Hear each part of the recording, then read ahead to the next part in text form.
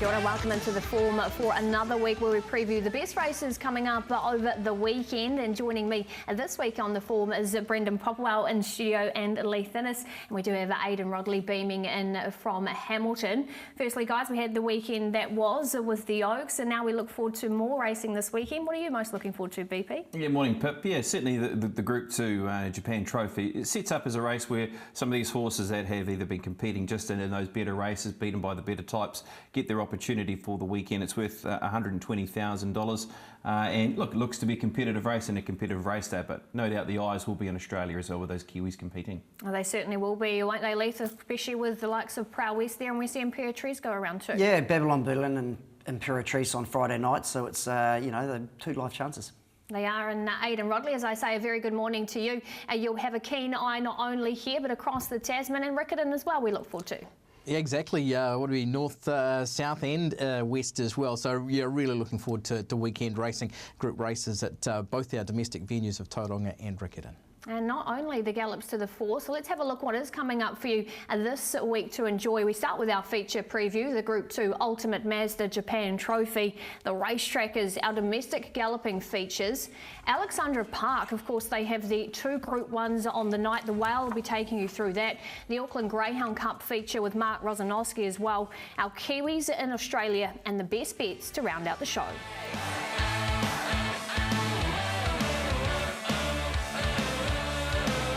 Time for our feature preview. It is out of Tauranga. It's the Group 2 Ultimate Mazda Japan Trophy over the mile, and it has been heavy so far. We saw that last weekend, BP. So what are we expecting this weekend track-wise? Yeah, look, they've had about 17 mils of rain in the last 24 hours, but the forecast does look very good. So heavy 8 as we record here on Thursday morning, but the likelihood that this track could dry out with good warm weather over the next 3 days. So just keep a watch on that, because we have seen how quickly these tracks can come back when there's that warm weather about, even though we are just in the early stages of autumn. So I think that's a bit of a watch there that it might get back to a 6.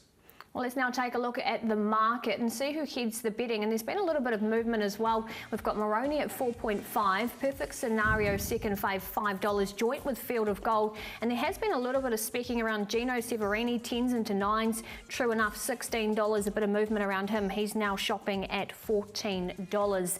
That's the market. What about the speed here, Leith? Where do you see the favourites sitting? Yeah, it's going to be, if the track gets back to a sort of soft 5-6, there's a lot of speed in the race. Pecking Rockstar, he's got a sort of bit of an awkward gait, but he's a big horse and he takes a while to get into stride as well. Fields of Gold, they rode him off the speed last time, but I think over a mile they'll go forward on him, and you got True Enough and our Alley Cap, so it's going to be good even tempo. Your thoughts, Brendan? Do you agree? Yeah, I do. Look, and I think there's enough speed there to be able to help the favourite in the race in Moroni. He's a horse that's drawn out in barrier number 11 of 11, but he's a horse that, look, I think he's going to operate super second up here this afternoon into this race. He drops 4.5 kilos on his last run, does Moroni, and he's a horse that has a really good second up record as well, does this horse. So there's a lot to like about him. There's the track condition. I don't think it matters either. He's a horse who goes on anything from good through to soft to heavy. So I thought this run was super last time out in behind Tavia. And as I said, he does drop back another 4.5 kilos back to the open handicap, set weights and penalties. He's the one I'm with, and I'm happy to be with him too. And I understand that he's the favourite at 4.5 with Warren Kennedy aboard, but I think he's the one in what looks to be an even field for this year's Ultimate Mazda Japan Trophy.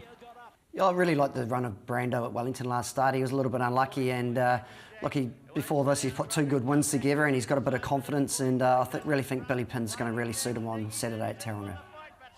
He's a horse who's operated pretty well at 1,600 metres in races like an Easter Handicap and a Living Classic in the past as well. I'm going to take you to Te Rapa, and obviously Babylon Berlin will give us a bit of an idea in that William Reid Stakes at Moonee Valley on Friday night.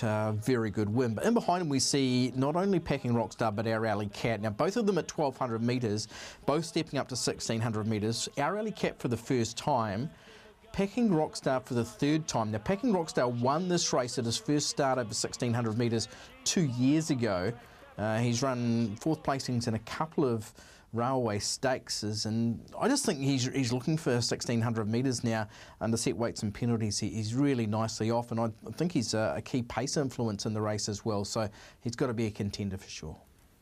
Definitely looks to be that way, Aidan. Well, time for selection. So head to you, Brendan. You highlighted Maroney. Is that your top selection? Yeah, it is. I just believe there's enough pressure in the race for him to be able to find that right spot that he's looking for in the race from barrier 11 of 11 over 1,600 metres. He's a more than capable horse. He's performed at a really good level, and I like the fact that he's got the right stats second up as well to perform. So I'll go with Maroney. He drops nicely in the weights down to 56 kilograms for this year's running of the Ultimate Mazda Japan Trophy. Yeah, I'm going to go for Brando. I think there's good tempo in the race, and I think he's going to be, just sort of just behind midfield, and he'll be sweeping late. And look, he's won on the track before as well. I've been toing and froing on this race several times, got it down to 5, including both your guys' selections. But in the end, I was tossing up between Packing Rockstar, and the horse I've actually gone for was Perfect Scenario, a horse who's bringing a Group 3 White Robe Lodge win at Group 3 Level 2 starts back. The 4th placing in the El Cheapo Cars at Weight for Age at Group 1 last time out was very good. His form's very good. He's won a maiden here at Tauranga as well. So Perfect Scenario, who's I've landed on in the end. And that race, it gets underway. Tiabi Trackside 1, 4:08, the Group 2 Ultimate Mazda Japan Trophy.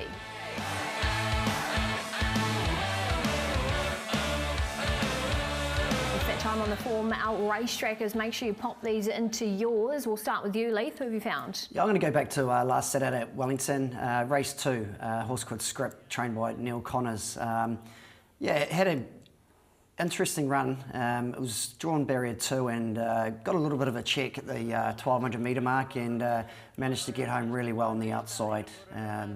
Both first and second horses were hard up on the inside, so it was a super run. And So I'm going to head out west, and no, I'm not heading to Avondale. I'm going to head to out west in Perth, and that being the Natasha Stakes, which was held on the 12th of March. The horse who wins this race is the name of a horse called She's Fit. She takes her place this weekend in the Western Australian Oaks with a beautiful draw. She was able to beat Admiration Express, who was a $1.80 favourite in this, and beat this horse very, very easily. Goes up to the 2,400 metres for the Oaks with a good low draw. She's $2.40 in race 8 in the Western Australian Oaks on Saturday. I'm surprised you haven't gone to Santa Anita, actually, BP. But anyhow, I'm going to take you back to Trentham next week for last week as well. Here's a horse who will feature later in the show in my Broken Heart best bet from last week. I'm sticking with her, Islington Lash. She's close in the quickest last 8, 6, 4 and 2. A really nice run by a really progressive mare. And I think she's going to take all sorts of beating when we see her at the races next time as well. She's a lovely, lovely mare, Pip. Well, she certainly is, Aidan, and I'm heading to my usual Greyhound on Sunday. This dog's from Lisa Cole's kennel, Blazing Master. Finished 7th last start. You might be thinking, why are you highlighting this? But that was him in the gold rug. He gets an early knock. He gets another knock here. He's out last, and he improves into this race to actually finish not far behind them. He comes up with the ace draw on Sunday. He's actually a really nice greyhound that was racing in behind Aston Kennett, who's now the favourite for the Group 1 Auckland Cup. I think he'll be better for this run. He hasn't been on a 2-turn track for a couple of weeks, and that's Contessa Bale in front of him that's in the race. She was far handier, didn't get the trouble. You can see there he runs up on her heels, so do like him on Sunday off the Ace Alley. Here's a summary of our race trackers. Leith is with Script, Brendan with She's Fit, Aidan with Islington Lass, and I'm with Blazing Master.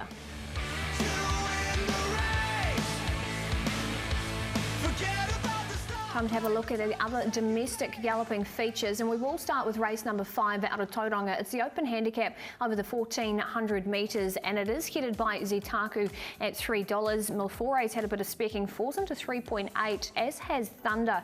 He did open up at $4.80, now shopping at $4.20. So we're already seeing movement in this market. As far as the speed goes, Leith, where do you see the two faves settling? yeah, I think Rose and Power would be the natural leader. Quick preview will get a nice trip just behind the speed, but yeah, I think Cameron Lammas can control the race, and I don't think they're going to go very hard. And we've got Thunder mapping up the back. That's the runner you want to highlight, BP? Yeah, look, I think it's a niggly little race with just the 7 runners, and Thunder's a horse that he has raced really well this preparation through his efforts right from Boxing Day through to his most recent run, which was here out of Pukekohe Park on Auckland Cup Day, where he's run into 2nd position. Look, it's a good race just to identify too, because the horse who runs into 4th position in this race, Aidan, is Maria Farina, who of course came out and was very impressive in the Lightning on the weekend just gone. Yeah, absolutely. Obviously beats home just a canter in this race as well. Just not too sure which way that horse is going just yet, but Thunder is a horse who handles all conditions in excellent form, and like you say, that form reference around the Lightning is a very good one. Yeah, I liked Rosen Power's last run, and I think if she's ready to, you know, if the rail's okay on the inside, I think Cameron Lammas can control the race, and you know, I don't think they're going to go overly hard, and it's going to be hard for those back markers to make ground on Saturday. And I guess the key too is the track condition maybe just improving as well, from that heavy condition to maybe that soft bracket. Yeah, and we can see Tauranga, when it's up and on the inside, it's hard to peg those leaders back sometimes. Well, it's a small field, but it certainly looks competitive. So who have you got on top, Brendan? Yeah, look, I'm with Thunder in the end. I just like the way that he's come up this preparation. He's been really consistent, and that's something that he probably, what is he now, a 7-year-old? He hasn't always been that consistent. So I'm happy to stick with him in conditions. Look, either way, it shouldn't be an issue if it gets better or if it stays in that sort of heavy nature. So I'll stick with Thunder. Yeah, I'm going to go for Rosen Power. I like what I saw last start, and I think if Cameron Lammas can control the speed up front, I think she's going to be awfully hard to roll. Yeah, it really does look to get a soft lead in the race. You don't want to be ruling out Zaitaku, who was so close to Peerless Alsace, who's gone on to win a Group 3 Cuddle Stakes last weekend and drops 5 kilograms off that run, and running the quickest 8, 6 and 4. But I'm with BP, I'm with Thunder. That form's really strong, and I just love that reference around Marina Farina as well. Well, that's our northern meeting out of Tauranga. We're also going to head down south to Riccarton, a couple of features out of there. Aidan Rodley, what's the weather and track conditions looking like come Saturday? Yeah, it's a rain-affected track in the south as well, hopefully improving like we'll see at Tauranga in coming days. 24 degrees the high there. Showers, heavy 9. That is a concern, but the weather forecast isn't too bad, so hopefully we do see an improving track, because we do have a really good program, and the highlight being that Valachi Downs Group 3 South Island Thoroughbred Breeders. And we'll have a look at the market for that. It is race number 9 on the program, headed by Live Drama at $3.80. Another runner who's already had a bit of specking, Elizabeth Rose at $4, and Divine Sava at $6.50. Aidan, as far as that market goes, have they got the right favourite? I think so. Live Drama's coming out of a race that we've already said is going to be a decent form line through Perfect Scenario, the White Robe Lodge at Group 3. The one thing about her is she may be a touch vulnerable at 1,600 metres, but she's had a couple of exhibition gallops. So yes, Elizabeth Rose, the word from Anna Furlong this morning is that she is A-OK, bounced back to her best form. She's a stakes winner and a worthy second favourite. Then you've got sort of last out winners in Divine Sava. Burgee, who won that ODT series final last time out in great form, and is back, did beat Burgee home a couple of starts back as well. A really nice race. Certainly is. What about the speed in the race, Lee? She's come up with the ace Live Drama. Where do you see her mapping? Yeah, there's a little bit of speed. Sort of Royce Rocker led last start. There's a clump of horses that are drawn in that, you know, they're going to be thereabouts on the speed. But I think if the track dries out a little bit, it'll be, you know, good even tempo as well. Aidan, take us back to the White Robe, where Live Drama was second. Yeah, and she stuck to the inside here as well. We see the winner stick to the inside. That's Perfect Scenario. Wider on the track, Ava Quinella, maybe a touch below her best in the subsequent start and behind the buffer. Speaking to Lance Robinson during the week, he said that maybe she was a little bit underdone going into the next start, and she might have just tied up a little bit as well, but he said he's seen the improvement. But Live Drama here with 55.5 kilograms as a 96 rater in a set weights and penalties race, when we're seeing horses who are basically 30 points below her with only half a kilogram off. She's just beautifully placed under the conditions. Yeah, I like sort of Miss Ella. Look, she's run a good race, and last season she was running in our better 3-odd races, the Cracker Millions Mile. Look, it was she got beat by a stablemate, but it had a lot of merit in the run. She had to do a little bit of work, and she only got headed late in the piece. Very nice run and hitting the line well. As we now have a look at our top selections, Aidan, you've highlighted Live Drama. Is that who you're sticking with? Yeah, I am. Just liking the form out of a White Robe Lodge into a race like this. Lance has kept her up to the mark with those exhibition gallops at Riccarton and Ashburton in the last couple of weeks as well. So on top, just beautifully placed under the set weights and penalties of this race. Yeah, Stephen Marsh has got Sam Weverly going down, riding for him. And I think Miss Ella can turn the tables on her stablemate last start. You know, obviously Stephen's really happy with how she's going, and she's got a perfect gate where she can just posse just behind the leaders this time. Couple of options for you there as we now take a look at race number 6. This is the open handicap as well over the 1400 metres. Tyler 8 heads the betting at $4.80. You've got Burnview at 5s and Emanon at $5. So very open market as we do have a look at this race. Where do you see the speed, and is there anyone you see going back, Leith? There's a little bit of pace in the race. Yeah, Tyler 8 was really good. His form's been outstanding. You know, he's had 9 starts and he's won 5 of them. He's drawn out a little bit, but I think, you know, Summerfest will probably be the natural leader, and look, I think Tyler 8 can posse just outside the leader in the end. Aidan, who do you want to highlight first? I want to have a look at Optimum, who will settle just in behind the speed, as we see in Leith's speed map. And those 2 horses that Leith has spoken about who will go forward as well, Tyler 8 and also Emanon. The run here from Optimum, very good. We see the first, second and fourth horses who went to the Lightning Handicap at Trentham last weekend. Optimum stayed south for the softer option. There was a really nice run. And he's just going really well. He'd won his previous 3, a really good third last time out at Wingatui. I think it's the right form. Yeah, I think Tyler 8, he's been going really good races, and if he strikes another sort of soft to heavy track at Riccarton on Saturday, I think he's the one to beat. Well, we could be going head to head again in this race. Aidan, are you with Ebderman? Yeah, I am, and there's just over a length between them in that Wingatui race. Tyler 8 comes in half a kilogram better, but Ebderman's body of work has been first class. He's a horse who began his career with a Group 3 win in Australia, went to Hong Kong, and now really firing in the south. Yeah, I'm going to go for Tyler 8. He's yet to have a race day start at Riccarton, but I think the big roomy track, and if he strikes a softer, heavy track, I think he's the one to beat. And all of that action will get underway. Tiabi Trackside 1 on Saturday. The first race out of Riccarton kicks off early, 11:45, but make sure you're tuning in to the Punters Lounge at 11 a.m. with Bevan Sweeney.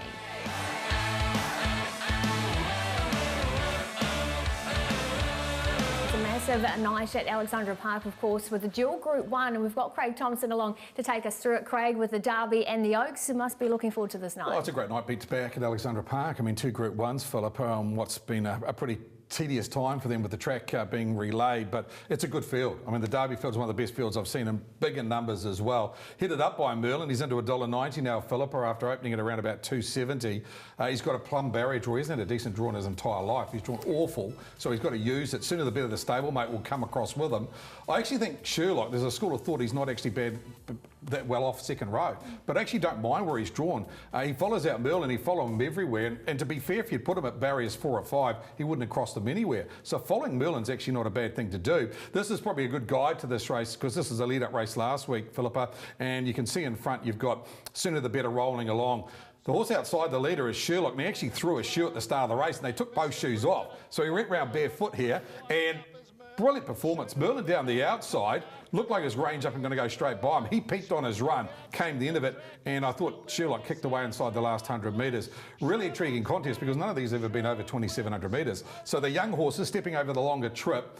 There is a school of thought that the Barry Purdon combination will lead trail here, and that may be the possible way, but I do think the way Sherlock's racing, Pip, I do think he's flying at the moment. I think Blair Orange is cagey enough to get him in the right spot, and maybe him, top 2, is worth as much as Merlin is to win.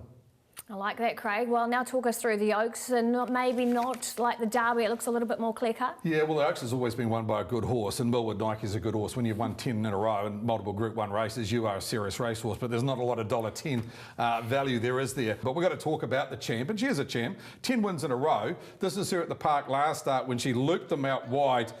Found the front inside about 100 metres. Now, coming between them is Advanced Party, who had the very cold shot in the trail and didn't do a lot.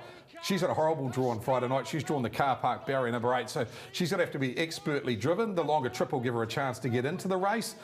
But Millwood Nike's just something special, and for a really good group of voters, including obviously the rugby league man Frank Endicott. He's in the ride of his lifetime, and I expect this filly to win again.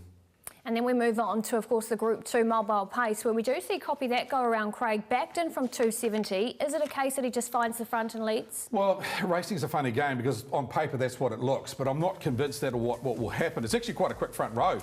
You've got obviously the likes of Nicholas Cage, who was very quick off the gate and surprisingly quick last start, Nicole. Pippin, I think, will definitely come off the gate. And the other one that will come off the gate is Alta Wise Guy, and he doesn't have to lead to win. Copy that. I mean, we've seen him come off the speed before and do that. He's got a great draw, get across, obviously, Smithy's Terror at the start, and then he's got options to lead or to trail. But it's not a given for me that he'll lead all the way. $2.70, very good. $1.90, probably skinny enough as it is. This is the key trial I want to show you, though, Philippa, because have a look at where Old Town Road is. He stone motherless last year, and Copy That's in front of him by about, what, 5 lengths as they turn for home? Have a look at Zach Butcher get to the outside here. So you've got Bark on the inside in front. You've got Copy That in the centre of the track out wide at Chimichurri, and coming down the very outside is Old Town Road. Now the margin goes from 5 lengths at the 200, Philippa, to around about a neck at the line. Old Town Road really reeled off some good sectionals here, and through the line he kept coming. Now, I like him in the grins. It's 3 weeks away. I think he's probably a run short Friday night, but you're getting as much for him for a place as you're getting Copy That to win. So I think the 6 and the 2 or the $1.90 around him is definitely the way to play. This is a good guide. This is what I'm talking about when Nicholas Cage can find the front. This is in the Founders Cup. He rolled to the front here. Matty White said, listen, catch me if you can. Akuta to the outside in the green. You've got Copy That down the very outside. Both of these driven cold in this race because they've got big races in advance, 3 weeks away to $1 million race. But look at Nicholas Cage. He was holding Akuta. He was holding Copy That. And I reckon they'll roll forward again. So, as I said, there's enough pressure in this race that to say, well, listen, Copy That's the best horse in the race, but there's no given that he's just got to work his way to the front. As I said, he's won many ways, many different ways. In front, in the trail, he can do it Friday night, but as I said, $1.90 is getting short enough.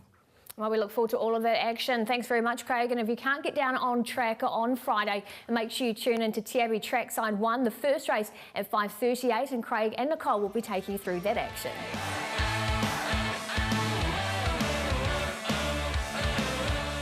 We also look forward to dual Group 1 racing out of Monaco on Sunday for the Greyhound Code with the Group 1 Auckland Cup and the Railway. And to talk us through that is Mark Rosanowski. A pleasure to welcome you in, Rozo. And of course, with the Auckland Cup, it is headed by 2 superstar greyhounds.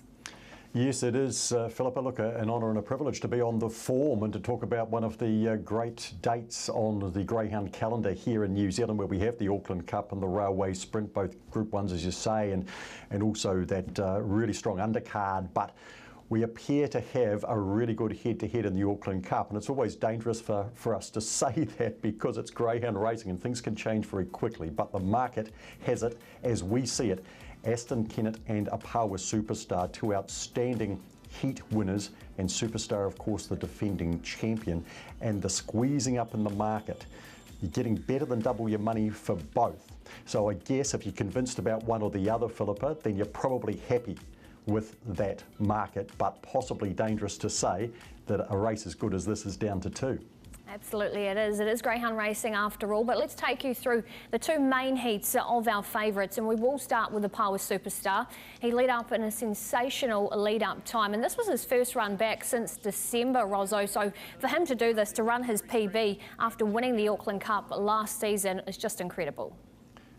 The speed he showed off the lids just showed an enthusiasm that he was very keen to be back at the races after 3 months off. It's a long time for a greyhound, and to come back and compete at the very top level and to do it like this, to be the fastest of the 3 heat winners, albeit narrowly from Aston Kennett in terms of time. But he's won very easily here. He's beaten some outstanding dogs. And he suggested that he's good enough to win the final, to defend his crown, which is very difficult to do, particularly in modern greyhound racing. Absolutely it is, and he comes up with box 5, where here's Aston Kennett winning off box number 3. He had the exact same lead up as Superstar off the lids, a 5.84, but he was just narrowly down in that midsection and the run home, Rozzo, but the fact that he gets the inside draw could be key here. Yes, he gets the opportunity to stay underneath. Now, let's say that they both run the same time to the first bend, then he's underneath Apawa Superstar, and as we know, you run the shorter way home that way. But Apawa Superstar is a competitor. It could be a heck of a race, and I hope we get to see that. But for Aston Kennett, unbeaten in 7 in New Zealand from the time we saw him trial at Manawatu, he's been outstanding. He's now the track record holder at Manawatu, but the key to him, Philippa, is the way that he's transitioned from Manawatu to Monaco and back, and it's been seamless. They're very different tracks, very different situations. He doesn't care. He's just a fast, good dog. Absolutely, he is. So time for selections, Rosa. You are with Superstar, I believe. I am going to go with the Superstar because in the New Zealand Cup we thought that he could be beaten to the first bend by Federal Infrared and that would be an issue from there. Well, he was beaten to the first bend. He was third coming off the back and he copped a bump. He still got up to win. He's that good a greyhound. If he wins this, Philippa, he'll go through $300,000 in stakes earnings for a dog that's raced as little as he has. That is quite incredible, and I do believe he can do it, but he's going to have to be at least at the level of last Sunday, maybe even a notch above. Absolutely, and I'm going the other way with Kennett on top as we now turn our attention to the railway. Of course, this is over the 318 metres. The sprinters will go to war. Maybe not so clear-cut as the Auckland Cup here, Rosso, with Levi Bale, your favourite, at $3.50, Sonic at $4 and Aston Lamont at 4.5. And with sprint races, as per usual, box draws really do come into play. They do, and with Levi Bale, you'd say, well, look, okay, we've got the fastest heat winner, and there were 5 heats, so it's quite a good course sample, and he had box 1, so surely he comes out and he's just winning again at around $2. Well, he's $3.50. If you're not on at the $10, which was the futures offer, then you might very well consider $3.50. But the key was when he won this heat, as we saw, yeah, he's in the red rug, but that's not where he stays, and he veers out across the face of the field. He actually takes a wee knock right at that point we see there. But look, he's a big, strong dog, and he's a competitor, and he doesn't mind that. But in terms of his lead-up, far from the fastest lead-up to the first bend, the back half of his race is excellent, even though he covers a wee bit of extra ground around that corner. So the key thing is going to be dogs on the outside of him, pressuring him as he moves up the track. So it's a tricky one, Philippa, it really is. I guess you could say the right dogs have drawn outside him and maybe he can get away with it. I certainly think so. And then we've got Aston Lamont, who is drawn next to Levi. Made a beautiful beginning here, Rosso, led up very well, but he's not always known to do that. So if he were to be a little bit tardy away, maybe he's a dog that does get the nice run up the rail. It would be a really good idea if he just misses the kick by a length. That can help him win this railway for owner Ray Border, who owns Aston Kennett. And Ray, of course, had amazing success with Aston dogs, particularly Melbourne Cup winner Aston DB, who's become an outstanding sire. But yes, Aston Lamont, the key is he doesn't want to be running the same lead-up time as Levi Bale, and they were pretty similar on Sunday in their heat wins, because if he's on the outside of Levi, he's moving up the track, and any advantage of being drawn now near the rail is gone. Philippa, in the end, I've kind of kicked for touch. I've gone with Levi Bale. I think he can handle the rough and tumble with the dogs that are drawn to his outside. I think he might be able to just hang in there, create his own luck, so to speak, and be too strong over the concluding stages. And if so, $3.50 looks quite nice. It really does, and I'm with the Levi Bale on top as well, Rosso. It's just hard to go past him, I think, with what he did in the heat, and I think he may improve with that second look at the track. So that's how we see it. Thank you for your time, Rosso. And of course, you'll be on course with myself on Sunday. If you can't get on track, make sure you tune in. The first race from Monaco at 1:37.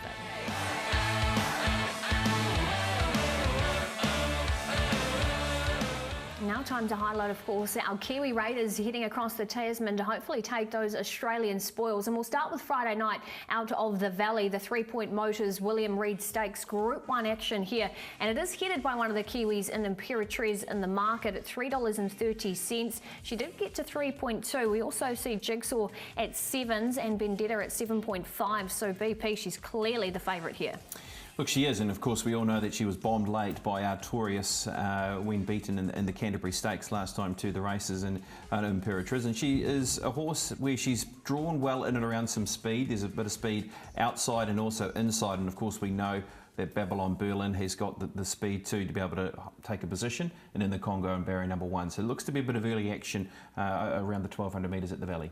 It really does. And that race that we did mention, Aidan, she almost pipped off the brilliant way to start her Australian campaign last time. Yeah, and that was in behind Artorius, who went so well in the George Ryder since. That was in the Group 1 Canterbury Stakes. You can see James McDonald on it there, goes up, hits the front, but the horse in the China Horse Club colours just runs her down. She's won 12 of 18, went Railway, Westbury Classic, and then the BCD Group Sprint before this second placing last time out. So she's going in good form. I spoke to Mark Walker yesterday. He says she's trained on beautifully since then. They're going into this with a fair degree of confidence. She went round Moonee Valley on Tuesday, really pleasing connections, and from barrier 7, Opie Bossum will have options for sure. Be really interesting to see how Babylon Berlin goes against her. Of course, did run second to her in a railway.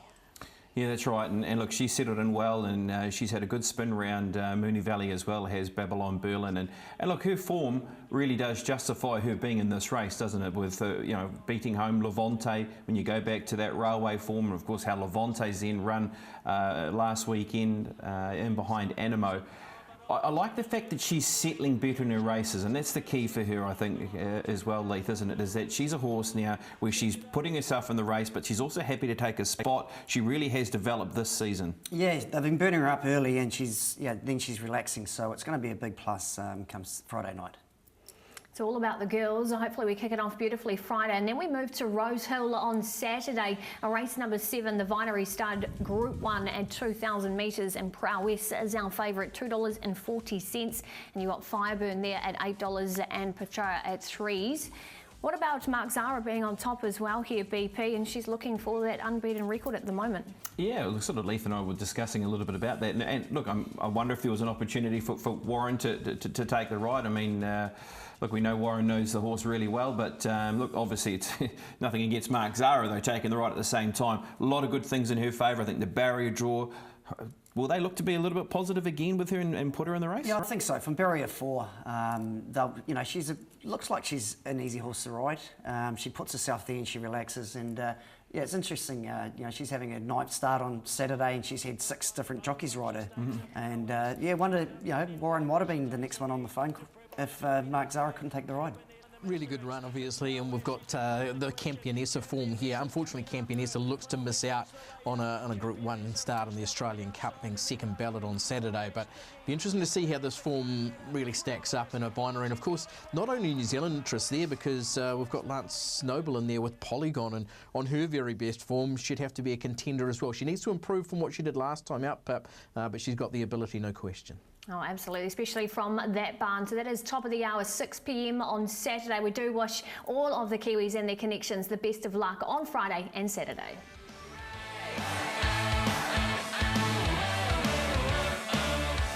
Best bets time on the form, and yes, so we certainly didn't have a good week last week, but it's different this time. Leith, so who have you found? Yeah, I'm going to go Prowess in the Vinery Stud Stakes on Saturday. I think she's got the perfect gate in 4, and yeah, bring on the Kiwis. I think it'll show the Aussies how good she is this week.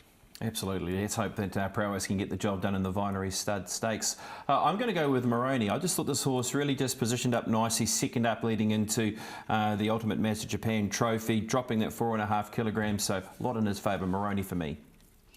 I'm going to get you down to Riccarton and have a look at this horse who was just brilliant at Wingatui on debut. Had won at the trials before running second to Ethereal Star in the north. Mark Walker and Joe Cameroon combine in the ladies' bracelet. Really nice 2-year-old race. Q Cullen for me. And Bevan's jumped in with Pitkin County from the Bennett Wynnard stable, race number 3 at Tauhara Nikau. So do make sure you note that down as well. Really nice performance from the runner last time. And I'm going to the last race on Sunday. Sweet Angelo, a greyhound who was luckless last start. Boy, he's got a motor when he gets out of the lids. Happy to play him from Sean Codlin's team, despite it being a nice field.